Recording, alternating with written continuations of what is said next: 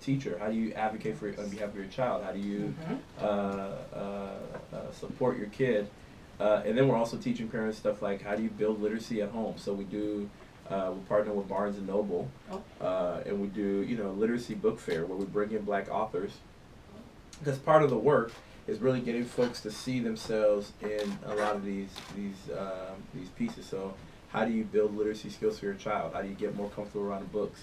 So yeah, that's what we do. So are these parents like, is it because they didn't finish high school, or what is? Parenting is hard. You know that, having children yourself. Oh yeah. And none of us really gets the opportunity to learn what parenting really looks like until you're in there. And so the classes are really geared for everyone. Okay, so you don't have it just to teach parents how to kind of advocate for their children. Yeah, and so truthfully, I think I often tell people that whether you're upper middle class or not, we all need parenting skills because the reality is you parent the way you were parented.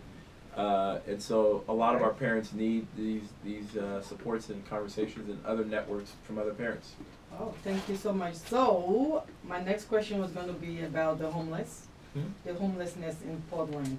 Now, regarding the homeless, problems in the Portland area, which has been talked about to death over the last 2 to 3 years, and so far there has been no tangible results. Now, my question to you is, how would you attack this problem if you should get on the county? Well, so one, I think there's a lot of good work that's happening, and not only is there a lot of good work, but I think we are seeing some results. I think the issue here is this is a long-term battle. Right. This is a long-term issue for the last 20, 30 years. The federal government has divested in critical infrastructural things, right? So, back in the day, local governments like ours, when we had a problem, locally you could figure out ways to fund it. Right. And then you could go to the federal government and get a match and get support. The reality is because of the dysfunction in Washington and, the orange man, what more and more is happening is we don't have a federal partner. And so local governments have to both pay for these things as well as everything else that local governments do. So that makes it really, really hard. I think the opportunity this moment as a community is for us to really look at, again, how do we support working families? How do we create wraparound supports for them so that, when they go to work, they can focus on working, right. And that their kids, after school they have access to a great Sun school. They have other supports that we can put in place right. To ensure that our families have a fighting chance. All right, thank you. So you believe that there is hope? There's hope. There's always hope. There's always hope. There's always hope. That sounds good. So in 2005, I know you ran for school board. What were some of your challenges did it have anything to do with racism? Like, what challenges did you face? I think it wasn't the right time. I think, life, to everything is a season. And it wasn't my season for that. I think we have an amazing opportunity in this community in this moment. As we're struggling with stuff like housing, we're struggling with things like, how do we make this a much more affordable, as we're becoming more diverse. There are more kids of color in K-12 than there are white kids.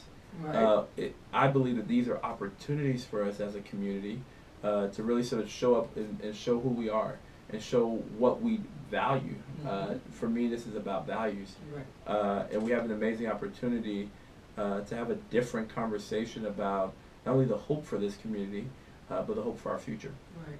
So how does race play a part when it comes to you running for city? For the county, yeah. I think, this is Black History Month. So. Yeah. I think race is as American pie. And the reality is, you can't ever separate race and much in this country. It's a complicated part of who this country sort of sees itself as. But the reality is, I believe in the people of this community, and I believe in their goodness, and I believe that if we have the kind of conversation that I'm hoping we can have, Right. that we will win this race, and we will win it because at the end of the day, people will align with our vision and our hope for the future. All right. So, have you heard about the Village of Hope, the foster home that they are building in, the shelter building in Southeast Portland? Tell me more. All right. So, the foster care system is not handling the capacity of children put into the system well, and without the proper staffing, and the reach out for children in need, is not being accomplished. So can you give me some of your thoughts when it comes to how we can resolve the infrastructure for the homeless children? Because yesterday on the news I heard, or I did see, that the system was actually putting these children into hotels and offices. So what can you say about that? I think here's part of the problem. So part of the problem is when we start to think about how we have a positive impact on some of these things, is just the bureaucracy, right? So you've got state government that has DHS, and they do child welfare, and it's different in local government. The reality is, if you're impacted by these systems, you really don't care. All you know that is your life is being negatively impacted. Right. And so one, you have a complicated sort of interplay between the various governmental bodies. Two, again, I think funding, and I think the fact that I always tell people, we often forget that government's people. Right. And all these agencies, they're people. They're people who have hopes and dreams, and who love their families and love their community, and are trying to give back. I think we have an amazing opportunity in this moment to not only lay out a clear vision for the future, but also talk about how we are better. We are better than the times say we are, and that there's, again, a lot of hope. But we've got to usher in the new spirit, and we have to do this together. All right. Thank you very much. So have you encountered any Africans within your organization, or? Oh yeah. So we've helped, I think, in the last year or so, birth a couple of African babies. Oh. We work with the entire family, and our work focuses on parents, and we don't turn people away. Okay. So, because let them say it's an African show mainly. So I just want to know, how have you been, contributing to the African community in Oregon? Oh, all of our services are open to all families, and again, we've supported quite a good bit, probably I want to say at least 5 or so, probably more. I know even a couple days ago I saw someone in the lobby. We're here for families. Are they aware of that? Is the African community aware of your organization? Yeah, we have other Africans even in the organization. Yeah. Is that so? Oh yeah. Okay, because I haven't really, I don't know, but I did some research, and I was trying to figure out, there are a lot of Africans when it comes to the Black Parent Initiative. Like, how are you reaching out to the African community out here? We're here. We're always talking and reaching out to folks, and we would love to have more. So how can they join this group? Come to our classes. So check out our website. Check us out on Facebook and Twitter, and Instagram, and come to our classes and get involved. The reality is, there's a complex history between Black and Africans. Blacks, and I think it's time that we start to bridge some of these gaps. How can we bridge those gaps? I think it's all about relationships. It's all about relationships. Yeah. It's all about finding common causes, and ultimately realizing that there is a lot of hope. Okay. So, what led you to run for, Montgomery County's commission? Like, what inspired you to be where you are today? Because I'm really proud of you. I'm very happy. I'm so proud of where you are, and I just want to know. Oh, thank you. Yeah. I think for me, it's the fact that, so a couple things. So one, Multnomah County's been around about 164 years. In 164 years, Multnomah County's never had a Black male or a male of color on the board. Wow. I think it is time that we usher in a new spirit. Did you say 106 years? 146. No, 64. Years? Yes. Mhm. I think we're at a point in a time where again you look at the justice statistics. We got to think about how we're administering justice. We got to think about what our perceptions are, and we literally have to start to address these things. Okay. So how can the community help you? Well, Mm-hmm. we would love for folks to again follow us on follow the campaign on Twitter and Instagram, and give me send us an email. We're looking for volunteers. We're looking for people to help host house parties, and we will win this race based upon our ability to outreach to more people and to have more conversations with people. Okay. So when is the campaign? When is your election? So the election is May 15th, and so we want people to go out there and register to vote. And if you've moved, you have to get your new address. The district is northeast Portland, almost in to the both rivers, and we need everyone's support. Okay, so May 15th, and African community, if you're listening, everyone, if you're listening, this is Charles McGee III in the studio, and yeah, we all need to support each other for us to get to where we need to get. And from what you are doing, I believe it's something very important, not only for you, but just for the younger generation, something for them to see and give them hope, and also inspire them. So as an African woman, seeing you where you are today, it's like like me being here. I didn't believe I would be on the radio right now, and hearing you and seeing how far you've come. I believe having you on the show is like an inspiration to all the young generation, all the African children out there. Not only the African children, but just the younger Black generation. Period. This is African Black History Month, the beginning of Black History Month today. So I'm very happy to have you here. So I just wanted also to know your input on the election in Liberia. What part? I know. I just want you to tell me, do you think the new president of Liberia, Mr. Oponwia, is he going to be what we're looking for? Do you see that?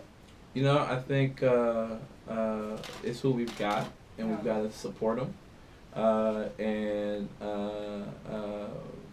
we as a nation, I think it's beautiful to see after so long of so many wars and all that, to see the transition of power and to see democracy play out. And I think it's at this point, it's really about how we support the nation and how we rally behind. I think the world is cheering Liberia on, and Liberia has to be there for itself. Right. I like that. If you're listening, Liberia has to be there for itself. That's actually, I like that, Charles. Thanks for coming. And so can you, just tell me a little bit about your, because this is, someone actually requested, they wanted you to talk about this. Can you tell me a little bit about your transition from leaving Liberia at the age of 5, coming to the United States and being where you are today? How did you get about, how did you, go above all these odds, have to deal with all these racism in Portland, Oregon, and still had to believe in yourself that you can make it, that you can do it? How did you do it? I think for me, it's really been about community, and it's been about family and faith. I am absolutely blessed to have around me some amazing people, and I was born into an amazing family, and people who supported me and coached me and yelled at me and helped make me better. And I think one of the blessings of being in this community is we're blessed to have people who generally try. And I think I'm a product of this community. You are a product of this community, and you've been working very hard for the Portland area. So, Mr. McGee, is there anything you would like to share with? No, I'm so happy to see you doing your thing. I know, I'm so happy. Amazing. Thank you so much for the support. When I called and you said, of course, I was like, yes, thank you so much for agreeing to be here. So again, this is Let Them Say on KBOO Portland. In the studio, live interview with Charles McGee III. And Charles McGee III is running for Multnomah County Commission District 2. District 2. And you heard what he's going to do for us What we're going to do together. and what we're going to be doing together. But this is a team effort. So, Mr. McGee, is there anything you want the city of Portland to know about you that we don't know? I think it's we would love for people to go online, like our Facebook page, follow us on Twitter, and let's start a conversation. All right. So election day is May 15th. Mm-hmm. So don't forget, go out, vote for. Charles McGee for Multnomah County District 2. Yes. And I'm very proud of you, and thank you so much for being on the show today. I hope I did not disappoint you. You did not?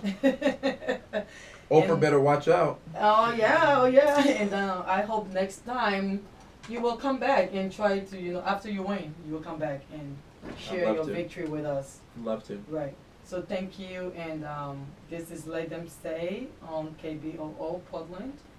And you are listening to Mr. McGee telling you what he does. Stay tuned.